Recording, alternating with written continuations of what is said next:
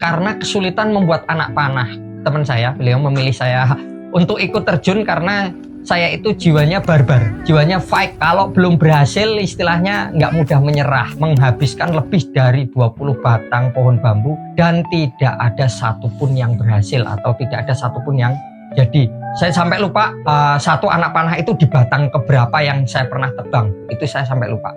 Akhirnya ya jadi seperti ini, yang dulunya cuma 1-2 batang sebulan baru menghasilkan 100-200, sekarang sudah sebulan mencapai mungkin 10.000 produksi kapasitas untuk sampai hari ini. Peningkatan tiap tahun itu di atas saya produksi itu di atas 50%. Di tahun pertama mungkin saya buat 1.000, jadi tahun kedua itu ya 2.000, tahun ketiga berarti itu ya 4.000, tahun berikutnya ya 8.000. Saya pulang itu ternyata banyak pengangguran, satu. Terus yang kedua, banyak remaja-remaja yang memang enggan untuk merantau. Semakin banyak kita memberikan kemanfaatan, itu impactnya justru malah secara tidak langsung auto ke kitanya sendiri. Jadi kalau kita fokusnya ke orang lain, itu auto malah ke kita sendiri. Olahraga panahan itu sendiri adalah bagian olahraga sunnah ya teman-teman ya. Otomatis ke depan tiap tahun insya Allah akan terus berkembang. Kebutuhan otomatis kan akan semakin banyak karena disiarkan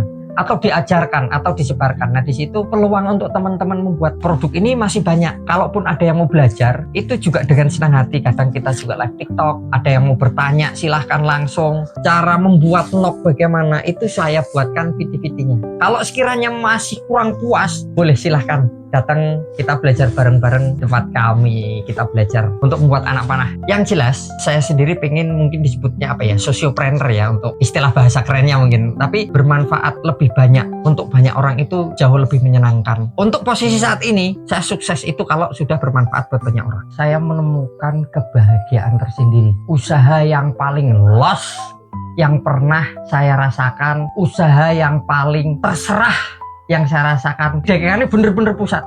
Istilahnya jenengan pesen, kalau sekiranya udah mantap saya kirim. Istilahnya kalau ini memang jenengan niatnya nggak mau beres, lillahi ta'ala.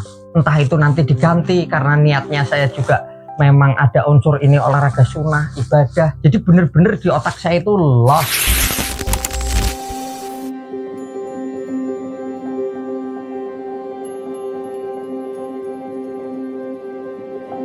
Bismillah, Assalamualaikum warahmatullahi wabarakatuh.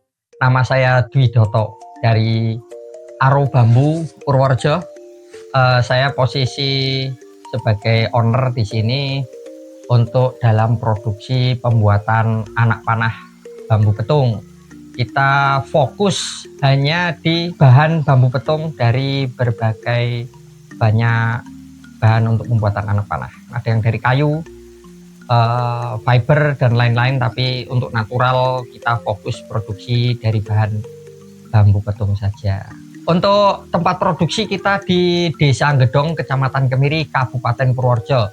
Untuk lebih detailnya atau lebih lengkap, jangan bisa ketik di Google Map Aro Bambu Purworejo. Di situ juga bisa melihat di galeri produksinya, foto-foto galeri, produk-produk dan lain-lain ada di galeri Google Map. Usaha ini sejak tahun 2018 akhir itu kita membuat untuk satu batang anak panah aja. Waktu itu saya belajar membutuhkan waktu kurang lebih 4 bulan untuk membuat satu batang saja. Itu berhasil, itu butuh waktu 4 bulan.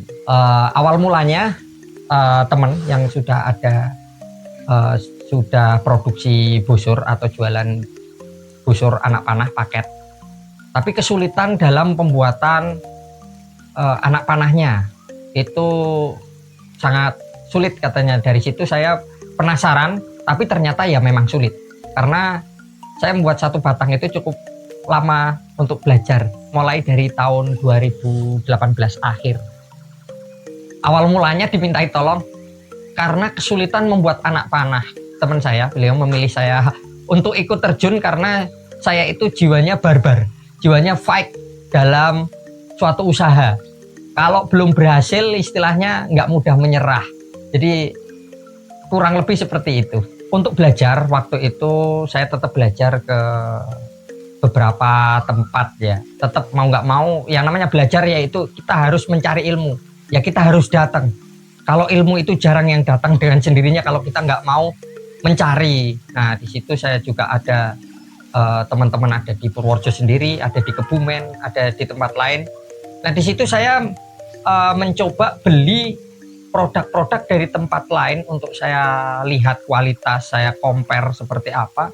Nanti akan saya pelajari satu-satu. Waktu itu awal ya kita nebang sendiri, dari 1 batang, 2 batang, 3 batang, sampai mungkin lebih menghabiskan lebih dari 20 batang pohon bambu, dan tidak ada satupun yang berhasil atau tidak ada satupun yang jadi. Saya sampai lupa 1 batang itu, 1 anak panah itu di batang keberapa yang saya pernah tebang, itu saya sampai lupa. Awal mulai itu kan di tahun 2018, saya sendiri masih bekerja sebagai marketing di usaha properti di Yogyakarta. Tahun 2018 saya masih kerja di situ. Kebetulan ya wallahu alam tahun 2019 terjadi pandemi. Tahun 2020 memaksa saya untuk dirumahkan untuk pulang kampung. Nah, di situ usaha itu saya kembangkan sendiri, yang tadinya dikelola atau dipegang oleh adik saya, cuma 2 orang saja membuat itu. Tapi setelah saya terjun, karena dengan basic atau dengan bekal marketing atau dengan bekal apa yang saya miliki, nah itu saya coba kembangkan sendiri, belajar.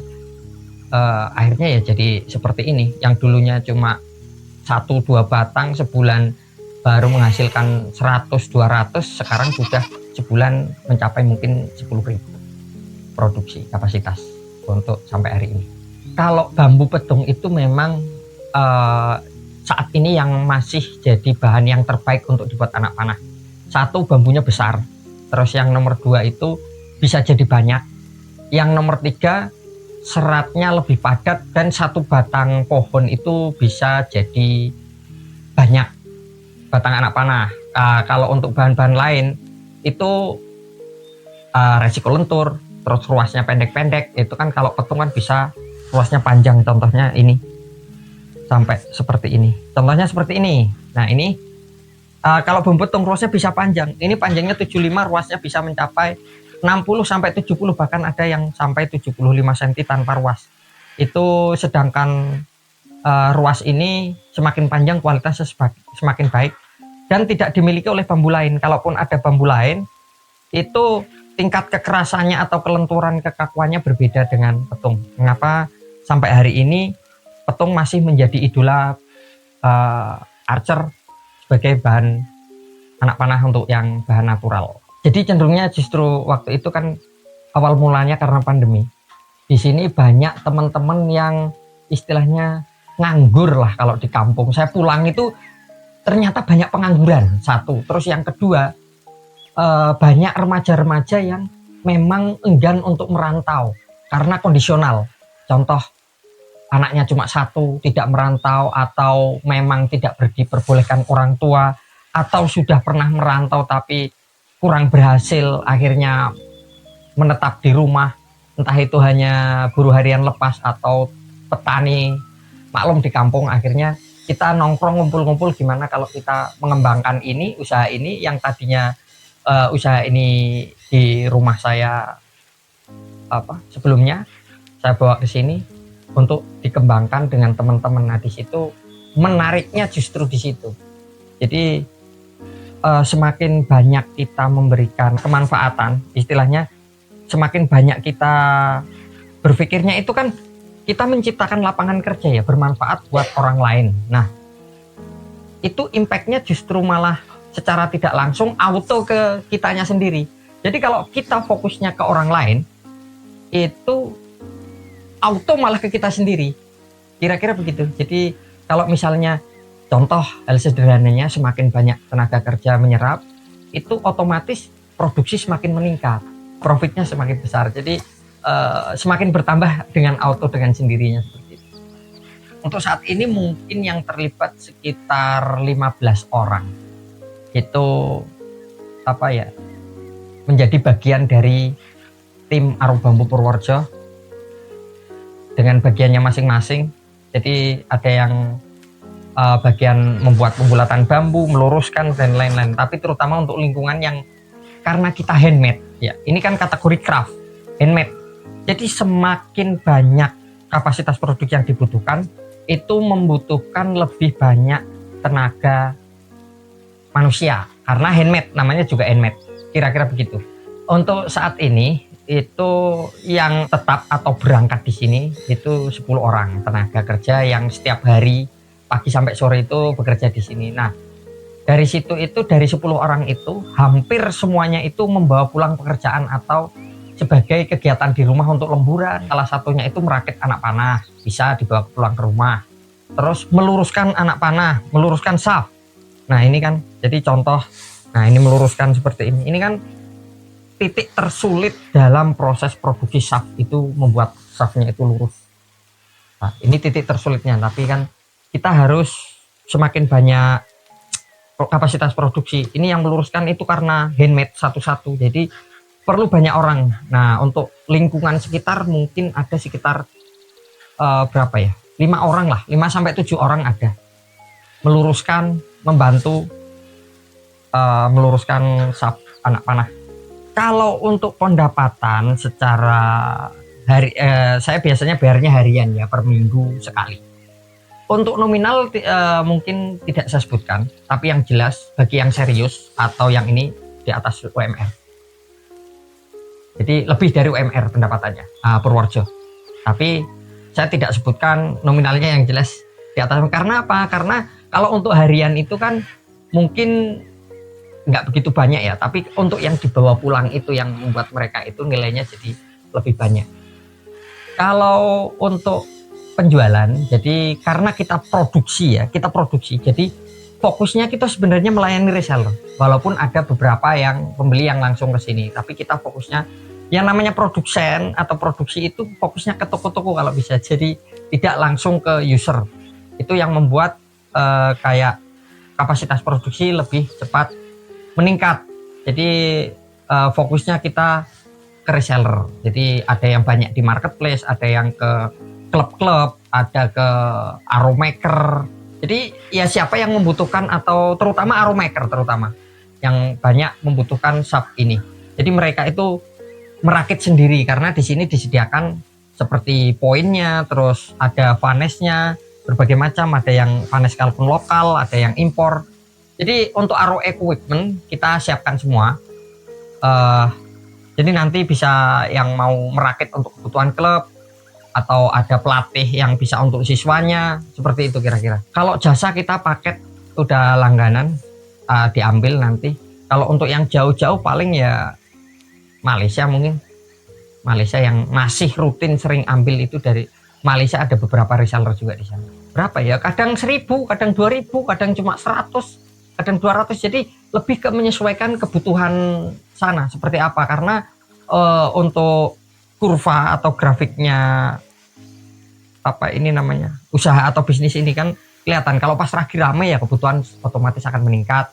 Kalau pas lagi sepi ya dia akan turun, sama dengan kita. Kalau mau usaha itu apapun usahanya ya, kalau ya tetap kuncinya itu nomor 1 itu ya tetap serius, ketekunan, ketelatenan.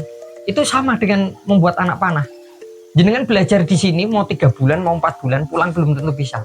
Harus bener-bener telaten, tekun, serius. Jadi ya memang itu kuncinya. Hasil nanti akan insya Allah akan mengikuti kalau serius. Jadi untuk proses dari A sampai Z, proses pembuatan anak panah itu kan tahap pertama yaitu bambu datang. Jadi bambu datang itu anggap aja untuk saat ini ya kapasitas alhamdulillah sudah mencapai 1 truk 1 rit. Itu pun sudah kita belah, bukan dalam bentuk gelondongan lagi, jadi kapasitas lebih banyak. Bambu datang itu secepat mungkin harus diproses pembulatan. Kenapa? Karena kalau bambu basah itu lebih mudah. Kalau bambunya dia alum atau terlewat dari 1 minggu, itu kadar airnya akan turun, atau istilahnya kalau di sini itu alum lah, wayu atau apa itu. Nah itu nanti dia akan dibulatkan sulit. Saya membulatkannya pakai mesin dowel sebenarnya. Nah pakai mesin dowel, setelah proses dibulatkan selesai itu langsung kita masukkan ke tempat perendaman. Nah direndam itu bambu kurang lebih, kalau saya sih minimal 1 bulan. Semakin lama semakin bagus. Nah, dalam proses rendaman itu hanya air saja atau bisa dicampur dengan air garam. Setelah proses rendam, baru nanti dijemur, ditiriskan, dijemur. Kita masih ada proses fumigasi atau proses pengasapan biar ini bambu spine-nya lebih keras. Bambu diasap itu dia akan lebih keras. Nah, seperti halnya perendaman itu juga ada fungsi pengawetan juga untuk anti hama. Setelah proses fumigasi itu nanti baru diluruskan. Nah, kadang ya ada diambil ke tetangga kanan kiri yang sudah yang mau meluruskan. Nah, itu kan diambil tetangga atau teman-teman yang lain yang kerja di sini yang meluruskan. Nah, itu diluruskan. Setelah diluruskan baru diamplas, dibuat halus. Setelah diamplas itu masih ada di sortir ruasnya. Nah, ini sortir ruas, jadi gridnya mana ruas panjang mana ruas pendek itu disortir. Setelah disortir nanti dipotong menyesuaikan ukuran atau kebutuhan. Jadi ada yang 65 cm, ada yang 70 cm, ada yang 75, ada juga yang 80. Jadi ukurannya pun beda-beda kita produksi. Ada ukuran 6 mili, 6,5, ada 7 mili dan 8 mili. Itu menyesuaikan nanti kebutuhan. Sudah sortir berat juga. Nah, itu setelah dipotong kemudian dibuat nok. Ini namanya nok. Nah, dibuat nok. Dibuat seperti ini noknya. Nah, kalau sudah selesai dibuat nok baru diproses finishing furnace. Jadi biar halus dan licin. Sudah baru tahap sampai pembuatan shaft. Setelah shaft selesai ya baru disortir berat lagi. Jadi disortir beratnya berapa untuk membuat anak panah. Jadi nanti anak panah yang dipesan di sini beratnya per lusin bisa seragam menyesuaikan kebutuhan LBS busur masing-masing. Olahraga panahan itu sendiri adalah bagian olahraga sunnah ya teman-teman ya. Nah, olahraga sunnah itu otomatis itu diajarkan dan disiarkan. Otomatis ke depan tiap tahun insya Allah akan terus berkembang. Kebutuhan otomatis kan akan semakin banyak karena disiarkan atau diajarkan atau disebarkan. Nah, di situ peluang untuk teman-teman membuat produk ini masih banyak. Maksudnya kalaupun ada yang mau belajar itu juga dengan senang hati. Kadang kita juga live TikTok, ada yang mau bertanya silahkan langsung. Mungkin kadang pun ada yang bertanya caranya melilit bagaimana, cara menempel bulunya bagaimana, cara membuat nok bagaimana, itu saya buatkan video-videonya. Cara memasang poin bagaimana. Kalau sekiranya masih kurang puas, boleh silahkan datang kita belajar bareng-bareng di tempat kami. Kita belajar untuk membuat anak panah. Bagi yang mau atau belajar membuat anak panah, itu poin saya nomor 1 itu agar memberi kesan olahraga panahan itu tidak mahal. Jadi olahraga panahan itu terkesan memang bagi sebagian orang ya itu mahal ya. Biar tidak mahal itu bagaimana? Itu yang jenengan harus mau belajar membuat atau minimal belajar merakit. Entah itu nanti shaftnya itu kan memang cukup sulit ya membuat shaft ya. Kalau memang kesulitan mau belajar silahkan nanti bisa datang. Tapi kalau bagi yang mau membutuhkan shaftnya saja belajar merakit itu juga bisa. Jadi beli shaftnya, beli poinnya, beli vanesnya, nanti kita belajar merakit sampai bisa merakit itu nanti bisa penghematan bisa mencapai minimal 50.000. Kalau jenengan bisa merakit sendiri ini itu kurang lebih 50.000 itu bisa penghematannya. Atau kalau mau dijual berarti minimal jenengan bisa dapat profit 50.000 per lusin. Bisa lebih tergantung dari karya jenengan. Jadi contoh kasus begini. Ada juga yang di casting, dicat itu nanti ya makin naik. Ininya dibuat otoman, dibuat bentuk otoman, itu harganya juga meningkatkan nilai ekonomis. Jadi kembali lagi nanti kalau masih awal mungkin yang seperti ini nanti seiring berjalan waktu jenengan mau dibuat seperti apa sesuai karya jenengan otomatis nilai ekonomisnya akan lebih mahal. Ini untuk peningkatan kapasitas produksi sampai tahun ini ya dari 2018. Karena apa? Evaluasi tahun depan otomatis kan tentunya bisa berbeda. Tapi sampai hari ini peningkatan tiap tahun itu di atas saya produksi itu di atas 50%. Jadi kalau di tahun pertama mungkin saya buat 1000, jadi tahun kedua itu ya 2000, tahun ketiga berarti itu ya 4000, tahun berikutnya ya 8000, terus sampai hari ini kapasitas sudah lebih di atas 10.000. Sebenarnya saya itu kan tidak ada basic di olahraga panahan. Banyak yang bertanya, apakah dulu suka panahan dari dulu? Enggak. Jadi awal mulanya yaitu karena teman itu tadi, terus berkembang menjadi keinginan untuk menjadi sebuah karya atau mengkaryakan lingkungan. Karena kembali lagi ke situasi pandemi, saya sendiri waktu itu nganggur, bingung mau bagaimana.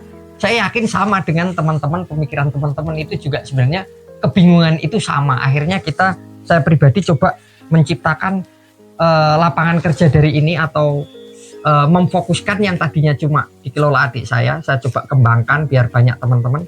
Alhamdulillah ya sampai hari ini bisa berkembang sampai seperti ini.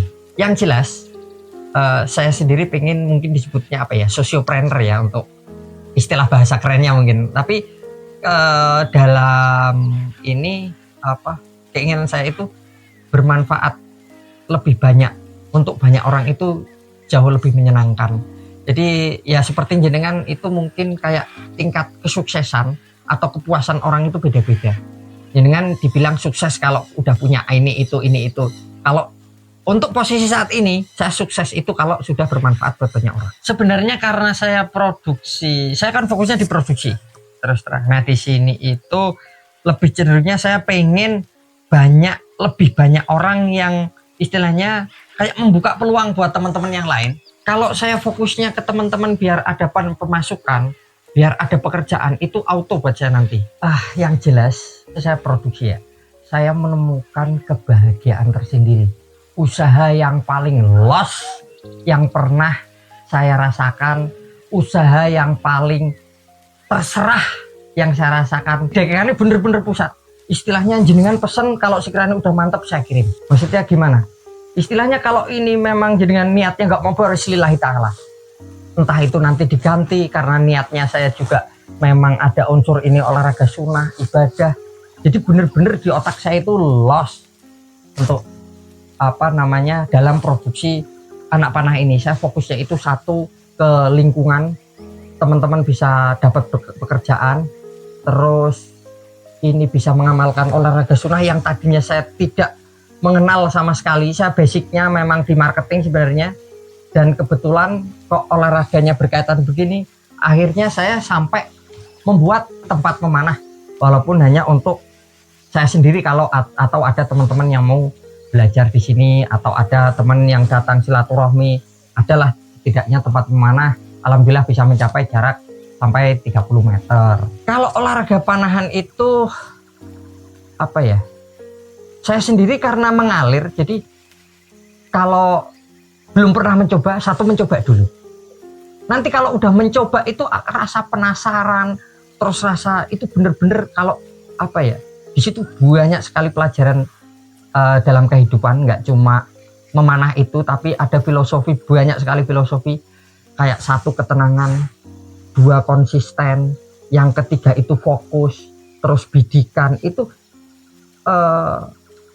harus konsisten. Jadi dengan gerakan yang sama, body form yang sama, jarak berbeda, itu juga hasilnya berbeda. Ya bener-bener kayak feelingnya bermain. Seperti yang kita ketahui teman-teman ya, mungkin ada yang tahu ada yang belum ya. Manah itu kan dalam artian bahasa Jawa itu kan roso. Nah roso itu olahraga manah itu ya olah roso. Dalam artian olah roso ya kita butuh ketenangan itu tadi. Jadi nggak cukup sekedar gerusah-gerusuh lah istilahnya, kita hidup itu perlu tenang. Nah disitulah saya juga menemukan ketenangan. Terus mau memanah agar fokusnya tercapai, kita juga butuh ketenangan. Kemapanan itu adalah kenyamanan dan ketenangan. Buat saya, mungkin buat yang lain berbeda. Contoh sekarang anggap aja saya dulu tinggal di Jogja mungkin lebih dari kurang lebih 15 tahun saya bekerja di sana. Dari 2005 sampai 2019 20. Dari kuliah saya sampai habis itu marketing, saya memang hobinya marketing. Jadi memang seneng di situ karena nyaman, bebas seperti itu.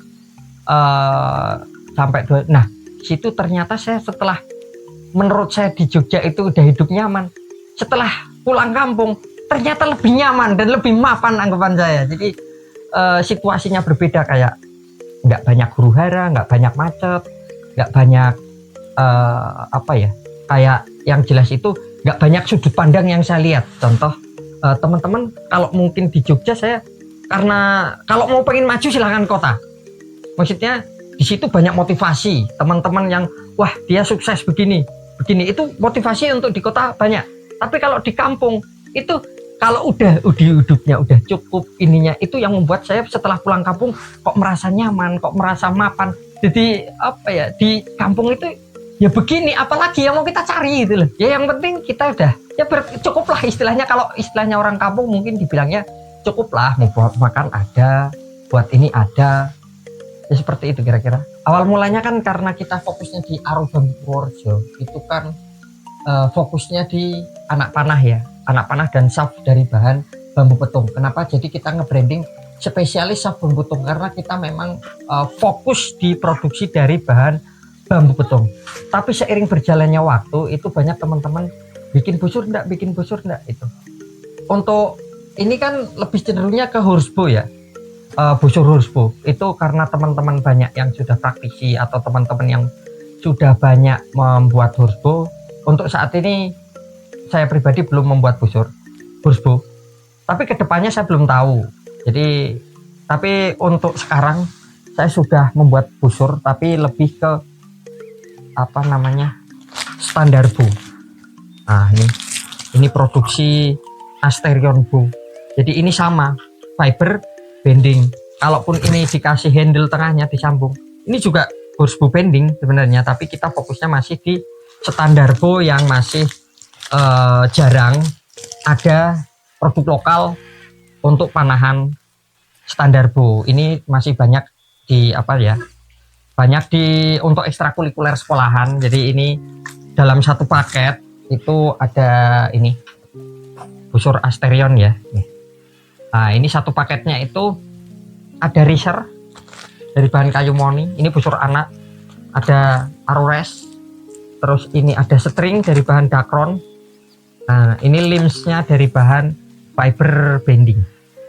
Ini satu paket busur Asterion ini insya Allah kita buat tagline juga seperti ini. Ini kalau Aro Bambu kan spesialis betung. Nah kalau Asterion ini karena busur pemula, ini kita kasih tagline semua profesional berawal dari pemula. Jadi untuk teman-teman yang mau belajar pemula panahan ini sangat cocok nih. Sebelum melangkah ke yang busur-busur kayak yang lebih mahal ya, yang lebih mahal itu rata-rata pakainya impor atau merek-merek kartel atau yang lainnya. Jadi ini untuk dasar atau istilahnya untuk para pelatih biasanya disebut busur latih.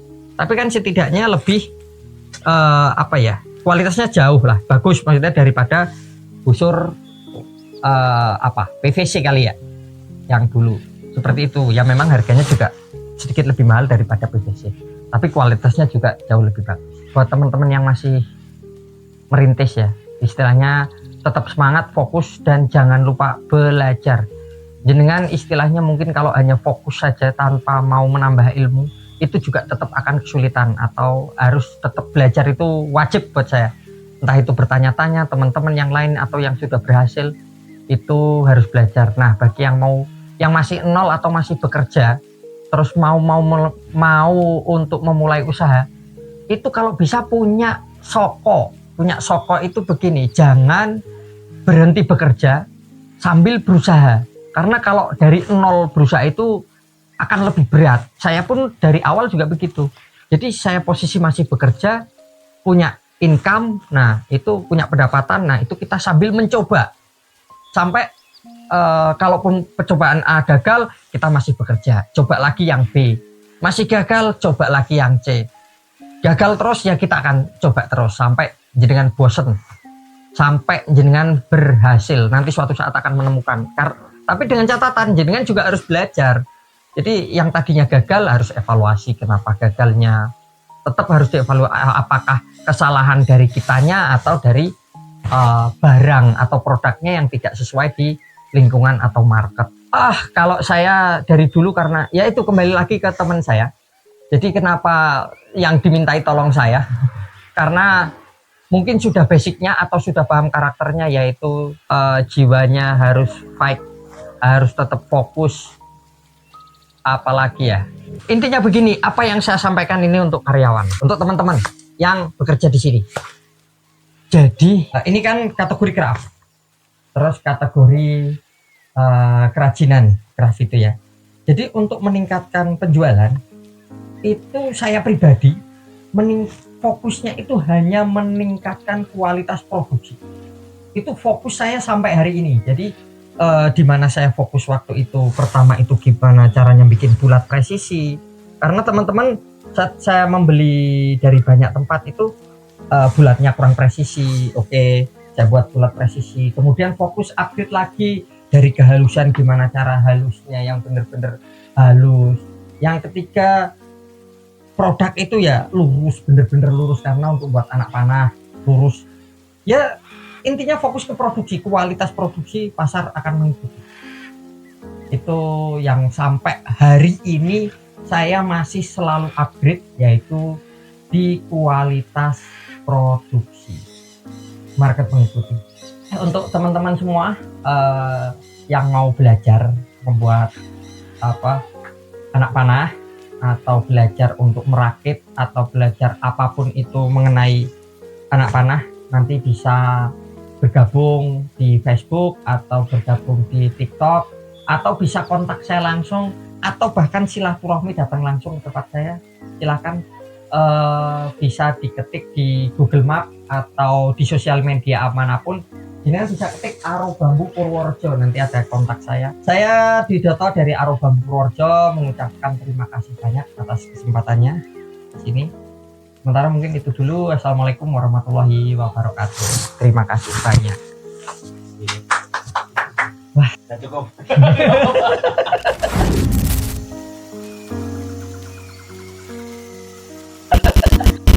Ternyata nggak mudah ya.